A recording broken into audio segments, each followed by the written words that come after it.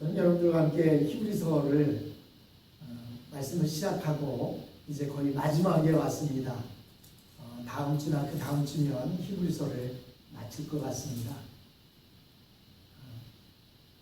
여러분들 지난 히브리서를 하기 전에 뭐 어떤 말씀을 보았죠? 레위기 말씀을 보았습니다. 레위기 말씀을 통해서 구약에서 이야기하는 구약의 제사와 왜 제사 의식이 필요했고 왜 어린 양이 필요한지에 대해서 우리가 함께 살펴보았습니다.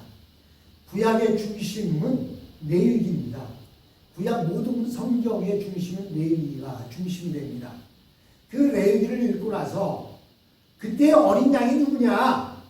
우리가 히브리서를 통해서 바로 어린 양이 오셨는데 그 어린 양이 예수 그리스도시다 라고 하는 그 말씀을 우리가 살펴보면서 지금까지 왔습니다. 이제 마지막을 향해서 달려가고 있습니다. 오늘 저는 여러분들과 함께 읽은 히브리서 13장 14절로 19절 말씀을 통해서 천국을 향한 순례자들이라는 제목으로 우리가 함께 말씀을 나누어 보려고 합니다. 오늘 본문 읽은 14절 말씀을 보니까 이렇게 말하고 있어요. 사실 우리에게는 이 땅 위에 영원한 도시가 없고 우리는 장차 올 도시를 찾고 있습니다. 그러니 우리는 예수로 말미암아 끊임없이 하나님께 찬미의 제사를 드립시다. 이것은 곧 그의 이름을 고백하는 입술의 열매입니다. 라고 이렇게 말씀하고 있습니다.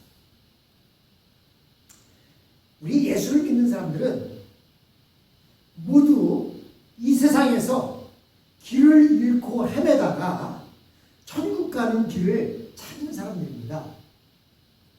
우리들이 해야 할 일은 우리가 찾은 그 천국 가는 길을 끝까지 꾸준히 걸어가야 하는 것입니다. 어떤 사람은 천국 가는 길을 아주 어릴 때 찾은 사람이 있어요. 저처럼 어머니 뱃속에 있을 때부터 교회를 다니기 시작해서 교회의 신앙생활을 꾸준히 해왔던 사람들은 일찌감치 예수가 누구신지를 깨닫고 일찍 천국 가는 길을 찾는 사람도 있고요. 어떤 사람들은 30살, 40살 또는 50살, 60살 이렇게 늦게 찾는 사람도 있어요. 하지만 공통점은 모두가 천국을 향해서 가고 있다는 사실이에요. 예수를 만난 사람들은 이미 천국 가는 기차표를 받고 기차에 올라타서 가고 있는 사람들입니다. 그런데요, 나는 엄마 뱃속에 있을 때부터 그 기차로 올라탔더니 멀미도 나고 지겹기도 하고 그만 내려야 되겠어. 그래서 목적지가 아닌 곳에서 내려버리면 어떻게 되겠습니까? 아무리 일찍 천국 가는 기차를 올라탔다 할지라도 그 사람은 천국에 도착할 수가 없는 겁니다. 천국 가는 기차에 올라탄 사람들은 그 기차에 올라탄 뒤에는 내가 가고자 하는 그 도착지까지 끝까지 힘들어도 앉아 있어야 돼요. 여러분, 우리가 여기서 한국 가려면 비행기를 타면 13시간, 14시간 걸리는데 여기서 곧장 갈 수도 없어요. 그렇죠? 알렉산드리아나 어딘가에 가서 비행기를 타고 달라스나 애틀란타에 가서 다시 갈아타고 또 어느 때는 일본에서 또 갈아타고 이래서 14시간, 15시간 비행기를 타고 가는데요. 비행기에서 보면 그 세상이 그 세상이에요. 위에서 쳐다보면 그냥 구름만 계속 보이고 가는 것 같지도 않고 그렇게 해서 오랜 시간이 가는데 가는 것 같지 않아 보이지만 그러나 꾸준히 앉아서 힘들어서 왔다 갔다 하면서 그 안에서 이러다 보면 오래 걸려도 드디어 때가 되면 어떻게 돼요? 서울에 도착을 합니다. 그러므로 우리가 해야 할 일은 뭐냐면 좀 지루하고 힘들고 따분해도 우리는 뚜벅뚜벅 황소걸음처럼 가야 됩니다. 언제까지?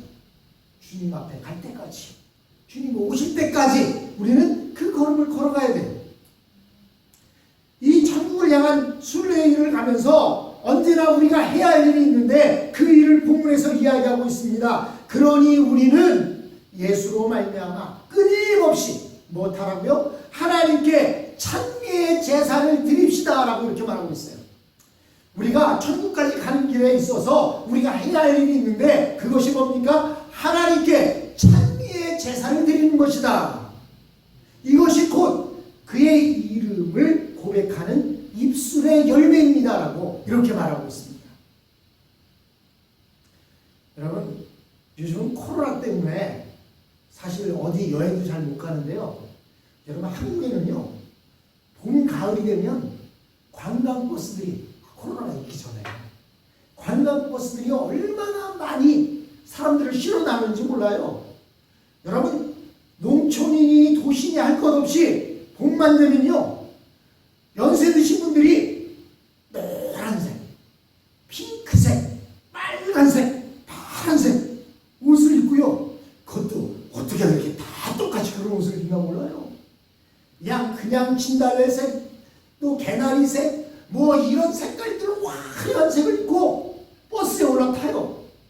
또 가을이 되면 지금 한국의 단풍이 아주 멋있게 들었답니다. 사진을 보니까요, 얼마나 단풍이 이쁘게 들었는지. 이 단풍은 일교차가 심해야 단풍이 잘 드는데요.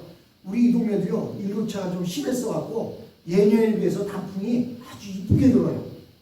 근데 한국은요, 완전히 온통 산이 빨갛게 노랗게 물들었어요. 이렇게 봄, 가을만 되면 사람들이 관광버스를 타고 여행을 갑니다. 근데 여행을 갈 때 보면 요즘은 한 사고가 많이 나니까 못하게 돼 있는데요. 관광버스 안에 가라오케 기계가 있어요.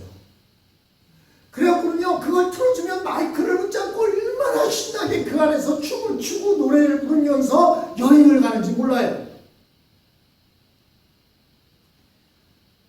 너무 신나서 그 안에서 막 춤추고 막 이럽니다. 여러분, 우리 예수 믿는 사람들의 천국을 향해 가는 길이 그래야 된다. 물론 순례의 길입니다. 왜냐하면 세상은 우리를 반기지 않아요. 그래서 고통스럽습니다. 힘듭니다. 괴롭습니다. 여러분, 내가 힘들다고요, 얼굴에 내천장을 쓰고 있다고 해서 그 힘든 게 사라지면 그렇게 하십시오. 내가 아프다고 해서 나 아파 죽겠어 그렇게 해서 아픈 게 낫는다면 그렇게 하십시오. 그런데요, 아파 죽겠어 그러면요, 더 아파 죽겠어. 근데도요, 그 정도야 뭐 하면서요, 힘을 내면요, 힘이 납니다. 그리고요, 우리 몸에서는 엔돌핀이라는 게 있는데, 엔돌핀이라는 게 뭐냐면 몰핀인데 안에서 나오는 몰핀이라는 거예요. 여러분, 아플 때 몰핀 주사 맞으면 전혀 직동제이기 때문에 감각이 없어요. 근데요, 우리 몸 안에서 그 몰핀이 나오는데 그걸 보고 엔돌핀이라고 하는 거예요. 그게 나오면요, 여러분, 무엇인가를 열심히 하다 보면요, 힘든 것도 몰라요. 밤을 새워도 몰라요. 여러분, 고스톱 치면서는 밤을 새워도 공부하면서 밤을 못 새워요. 왜? 고스톱은 재미있고 공부는 재미가 없으니까. 여러분, 힘들다고 얘기하는 순간에 계속 힘들다고 하면 힘든 일만 자꾸 생겨요. 그래서 아파 죽겠어 하는 사람은요, 좋아도 죽어요. 아파 죽겠어 하는 사람은 아파 죽겠어만 하는 게 아니라 좋아 죽겠어 이래요. 여러분, 우리 예수 믿는 사람들은 순례의 길을 가는 사람들이에요. 순례의 길은요, 무슨 뭐 보따리 잔뜩 싸들고 이사를 가는 사람들이 아닙니다. 가장 간단한 도구들 이런 것만 챙겨갖고 가는 사람들이에요. 그러다 보니까 순례의 길은 힘듭니다. 그러나 힘들어도, 여러분, 버스 타고 가는 게 힘들어도요, 여행 가는 사람 가요. 왜 가? 여행에 기쁨이 있으니까. 우리에게는 천국이라고 하는 목적지가 있어요. 그렇기 때문에 우리는 어떻게 해야 되느냐? 본문에서는 끊임없이 하나님께 찬미의 제사를 드려야 된다고 말하고 있어요. 찬양하라는 거예요. 그게 제사라는 거예요. 아파 죽겠어가 아니라 좋아도 죽으면 안 되죠. 너무 기쁘다, 좋다, 계속 찬양하는 그런 삶을 살아야 한다고 말해주고 있습니다. 우리의 몸과 마음 전체가 하나님 앞에 드려지는 제사가 된다는 거예요. 너희 몸을 거룩한 산 제사로 드려라. 이는 너희가 드릴 영적 제사니라. 이렇게 얘기했어요. 우리 몸을 거룩한 산 제사로 드리라는 거예요. 제물로 드리라는 거예요. 거룩한 산 제사로 드리는 것이 뭐냐? 하나님께 찬미의 제사를 드리라는 거예요. 찬미, 찬양하라는 거예요. 여러분, 그러면 어떻게 찬양하냐? 여러분, 차에다가 보험료가 틀어놓고 계속 가다 보면 나도 모르게 흥얼흥얼 따라 부릅니다. 근데요, 거기다가 락 같은 거, 락 음악을 틀어놓고요, 하다 보면 락 음악 때리고 부시고 막 그러잖아요. 그러면요, 나도 모르게 차의 속도가 점점 올라간대요. 그래서 딱 뛰는 경우가 많답니다. 우리가 찬미의 제사를 드리려면 어떻게 돼요? 찬양을 자꾸 가까이 해야 돼요. 찬양을 불러야 되고, 그리고 찬양 듣기를 좋아해야 합니다. 그래야 찬미의 제사를 드릴 수가 있습니다. 여러분, 옛날 로마 시대 때에 예수 믿는 사람들은요, 다 붙잡아다 어떻게 했냐면 원형 경기장 안에 사자를 굶주리게 해놓고, 그리고요 예수 믿는 사람들 잡아다가 원형 경기장 안에 딱 가둬놓고요, 그리고 배고픈 사자에 우리의 문을 딱 열어줍니다. 그럼 어떻게 돼요? 굶주린 사자가 달려나와서 그 예수 믿는 사람들을 다 찢어 잡아 먹습니다.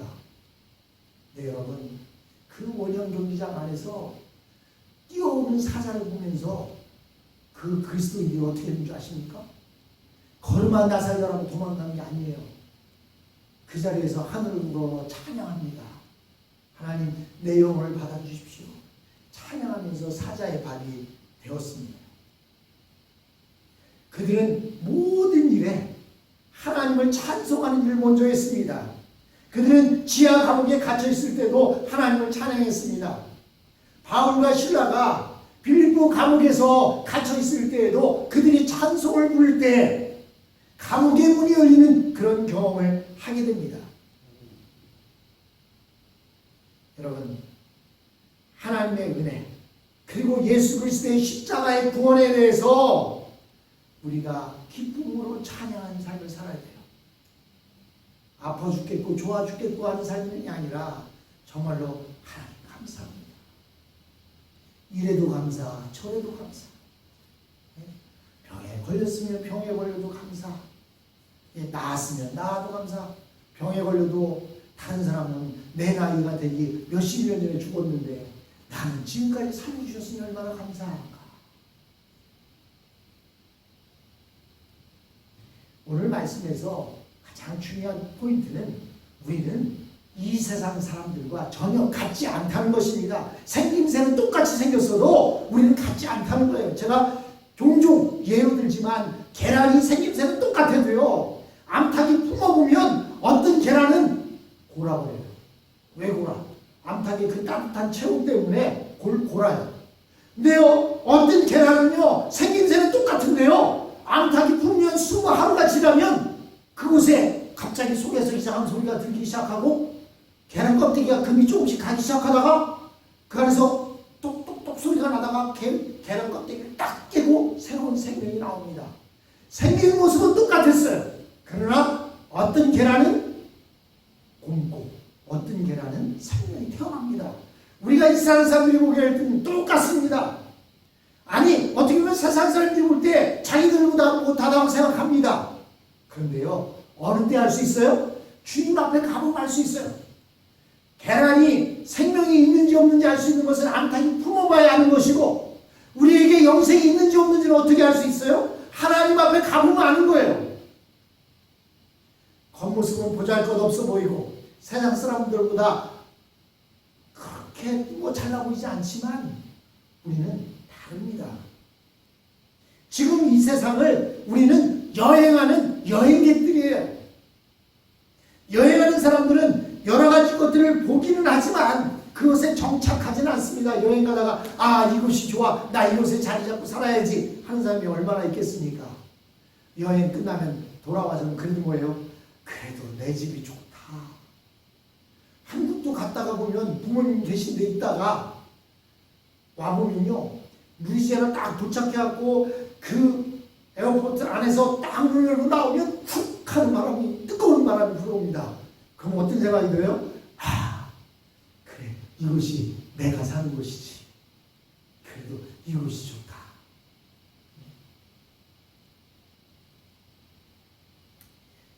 여러분, 우리는 우리의 나라가 따로 있습니다. 우리는 그 나라를 향해서 가는데 이 땅에 영원한 도시가 없고 우리가 장차올 도시를 우리는 찾고 그 길을 향해서 가고 있는 사람들이다라고 본문은 말하고 있습니다. 우리는 이 세상의 길에서 한 걸음 벗어날 필요가 있습니다. 왜냐하면 이 세상 일에 너무 빠지다 보면 완전히 이 세상에 발목을 잡혀 버리기 때문입니다. 그래서 종종 어떤 사람은 여행을 떠났다가 그것이 너무 좋다고 그냥 그곳에 눌러 앉는 사람들도 있어요. 그러면서도 우리는 그냥 여행하는 구경꾼처럼 여행꾼처럼 살아서만은 안 됩니다. 16절에 보니까 이렇게 말합니다. 선을 행함과 가진 것을 나눠주기를 소홀히 하지 마십시오. 하나님께서는 이런 제사를 기뻐하십니다. 또 제사란 말이 나와요. 14, 15절에 제사란 말이 나왔죠. 찬미의 제사를 드립시다. 근데 16절에 또 제사란 말이 나오는데 이 하나님은 이런 제사를 기뻐하십니다 말씀하셔요. 이런 제사가 어떤 제사예요? 16절 앞부분에 보니까 선을 행함과 가진 것을 나눠주기를 소홀히 하지 마십시오. 즉 선을 행하는 것, 가진 것을 나눠주는 것, 그게 뭐라고요? 제사라는 거예요. 여러분, 제사는 이렇게 모여서 예배드리는 것만이 제사가 아니고 우리가 앉았을 때나 누워있을 때나 길을 갈 때 하나님을 찬미하는 것도 제사고 또 선을 행하고 남에게 베풀기를 좋아하는 것, 그것도 제사라고 성경은 말씀하고 있습니다. 예수 믿는 사람들은 이 세상에서 아주 특이한 사람이라는 것을 우리는 알 수가 있습니다. 이 세상에 속하지 않은 사람이면서도 기회가 생길 때마다 이 세상에 속해 있는 사람들에게 사랑을 베풀고 이웃을 도와주는 사람인 것, 그것이 바로 우리 그리스도인 것입니다. 그럼에도 불구하고 이 세상 사람들은 하나님의 백성을 미워하고 싫어합니다. 그 이유가 어디에 있을까요? 세상 사람들은 이 세상을 위해 모든 것을 바치는 것을 좋아합니다. 이 세상을 더 살기 좋은 곳으로 만들고 이 세상이 더 좋아지기 위해 노력을 바치는 사람을 보면 이 사람은 정말 이 세상을 사랑하는구나 라고 좋아하지만 이 세상에 살기는 살지만 다른 나라를 더 좋아하는 사람, 이 사람들은 자기네 나라 사람이 아니라고 싫어합니다. 여러분, 미국에 살면서도요, 자꾸 미국과 한국을 비교하면서 그냥 한국만 한국은 좋은 나라고 미국은 나쁜 나라고 막 이렇게 이야기하면 여러분, 듣는 여러분 기분 좋아요? 기분 좋지 않습니다. 내 이 나라에 살고 있으면 그래도 이 나라가 좋다, 이 나라가 잘 됐으면 좋겠다, 이 나라가 잘 살았으면 좋겠다 그래야지, 아이고 이러고 나라 에이 홀딱 망해버려라 이렇게 이야기하는 사람을 누가 좋아하겠습니까? 그런데 우리 예수 믿는 사람들은 어떤 사람들이에요? 하늘나라를 생각하면서 그 나라를 향해서 가다 보니까 이 세상에 정을 두지 않고 살아갑니다. 그러다 보니까 사람들이 싫어해요. 여러분, 성경에 보면 선을 베푸기를 좋아하고 이웃을 나눠주는 것을 소홀히 하지 말라고 이야기합니다. 그것은 우리 예수 믿는 사람들끼리 선을 행하고 예수 믿는 사람들끼리 이렇게 나눠주기를 소홀히 하지 말라는 얘기가 아니에요. 이상한 사람들에게도 그렇게 하라는 겁니다. 이상한 사람들에게 선을 베풀고 나눠주기를 소홀히 하지 않는 것, 그것이 바로 제사라는 것입니다. 언젠가 우리는 이 세상을 떠나서 아버지의 집으로 가야 할 사람들입니다. 이 세상이 너무 좋으면 어떻게 아버지 집으로 갈 수 있겠습니까? 그래서 우리 아버지는 사랑하는 자녀들에게 이 세상의 모든 것을, 좋은 것을 다 주지 않으십니다. 그래서 세상 사람들이 좋아하고 즐겨하는 것, 그거 하면요 마음속에 좀 그런 게 있지 않습니까? 사람들은 카지노 가서 땡기면서 신난다고 그러는데 믿는 사람들은 카지노 가서 땡기면서도 어때요? 아유, 이거 하면 안 되는데 하면서 하니까 돈을 따겠어요? 못 따죠. 그리고 다녀와서는 아유 마음도 그냥 찝찝하고 괜히 갔다 이런 생각 들지 않습니까? 왜냐하면 하나님께서 이 세상에서 사람들이 좋아하는 것들을 우리에게 다 주지 않으셨어요. 왜? 더 좋은 하늘 나라를 바라보라고. 여러분, 그런데 이 넓은 세상에서 어떻게 천국 길을 찾아갈 수 있을까요? 이것이 가장 중요한 문제입니다. 아까 우리가 찬양할 때 내게 있는 향료값 주께 가져와 이제 그 말에 입 맞추고 깨뜨립니다 찬양했어요. 도대체 내게 있는 향료값이 무엇일까 아는 게 중요한 것처럼 천국 가는 길, 그 길이 어떻게 우리가 천국을 찾아갈 수 있을까? 그것이 중요합니다. 우리는 지금 이 세상에 사는데 도대체 어떻게 천국을 찾아갈 수 있습니까? 이것은요, 여러분 의심 많은 도마가 예수님에게 질문했던 내용입니다. 요한복음 14장 5절에 보니까 도마가 예수님에게 말합니다. 주님, 우리는 주님께서 어디로 가시는지 모르는데 어떻게 그 길을 알겠습니까? 라고 도마가 물어보았습니다. 근데 여러분은 그 걱정 안 하셔도 돼요. 왜냐하면 이미 여러분들은 천국 가는 기차에 올라타고 앉아 있습니다. 여러분들이 못 느끼고 있을 뿐이지. 여러분, 차를 타고 가다 보면 이 환경이 팍팍팍 바뀌는 게 보여요. 근데요, 비행기를 타고 가다 보면 안 가는 것 같아요. 차보다 몇 배나 빠르게 달려가고 있는데도요, 안 가는 것 같아요. 환경이 안 변해요. 그러다 보니까 비행기 다 앉아있으면 어느 때는 이 비행기가 지금 가고 있는 거야? 서 있는 거야? 모를 때가 있어요. 여러분이 못 느끼는 것 뿐이지 여러분들은 이미 천국 가는 길, 그 길을 이미 찾아서 그 안에 올라타고 있다는 사실입니다. 예수를 믿는 그 순간 우리는 천국 가는 기차에 올라타 앉아있는 것입니다. 우리에게 중요한 것은 이미 천국을 향해 가고 있지만 우리는 하나님의 말씀에 잘 복종해야 하는 것입니다. 17절에 보니까 이렇게 말합니다. 그는 진리의 영이시다. 세상은 그를 보지도 못하고 알지도 못하므로 그를 받아들일 수가 없다. 그러나 너희는 그를 안다.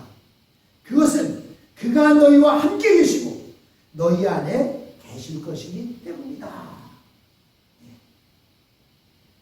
여러분, 우리는 이미 예수님이 나와 함께 하십니다.